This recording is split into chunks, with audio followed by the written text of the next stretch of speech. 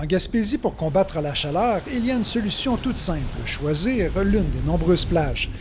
Disons qu'une vague de chaleur en plein cœur du centre-ville de Montréal et à Gaspé, ça se vit différemment. Oui, on a une chance, on a quand même accès à beaucoup de plans d'eau, puis beaucoup plus de plein air, beaucoup plus d'options de profiter à l'extérieur avec les enfants.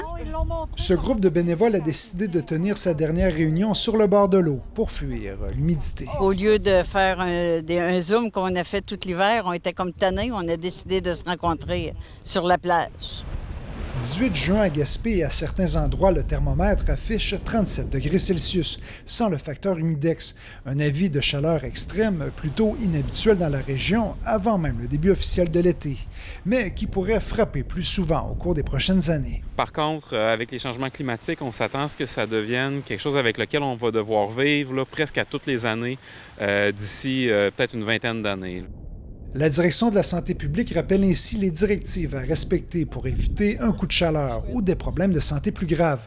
La première étant de boire beaucoup d'eau et aussi d'éviter une activité physique intense. Même si on n'a pas soif, boire un petit peu à toutes les une quinzaine de minutes, s'assurer de se garder au frais au moins quelques heures par jour si on a accès à de la climatisation. Sinon, prendre un ou des douches ou des bains frais en cours de journée. Le liquide le plus à éviter, c'est l'alcool parce qu'il nuit au travail pour la chaleur, mais pour notre santé en général, ça reste l'eau ou des boissons peu sucrées. Il est donc déconseillé de boire de l'alcool ou de pratiquer une activité physique trop intense, mais rien n'interdit ce bon vieux classique québécois, une crème glacée molle trempée dans le chocolat.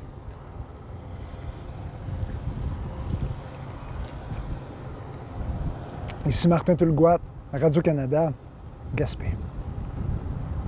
Ici Gaspésie, les îles de la Madeleine.